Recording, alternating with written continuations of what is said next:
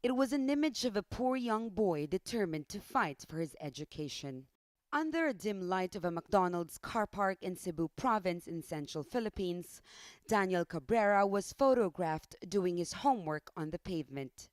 The picture quickly went viral, amassing thousands of shares on social media.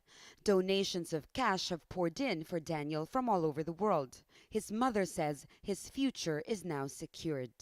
But the story of Daniel living in poverty is a story that is repeated millions of times over in this country. Despite the Philippines' recent economic gains, the number of children living in poverty continues to increase. More than 14 million children live in poverty according to government data.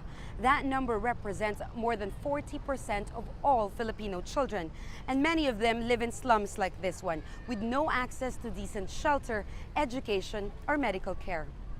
Stella Tumang has 5 children.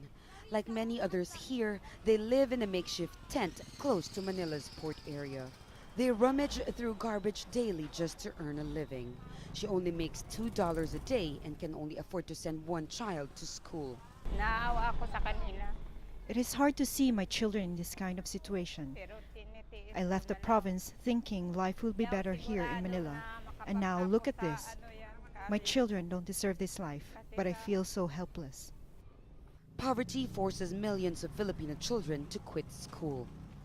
The country's vulnerability to natural disasters and the failure to share out the benefits of economic growth are also expected to worsen their situation in the coming years.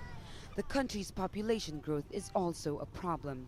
A reproductive health law to improve safe-sex education and family planning has been passed, but hasn't yet been implemented. The leaders of the Catholic Church here are deeply opposed to it. But even when the reforms are brought in, their impact won't be felt for decades. The Aquino administration is quite unprecedented in the sense that this is the first time in Philippine history that we have invested so much money in social services. It's over 30% of the budget goes into social services. And so really the money that's going into conditional cash transfers is really very large. Stella Tumang wonders if families like hers are a forgotten community.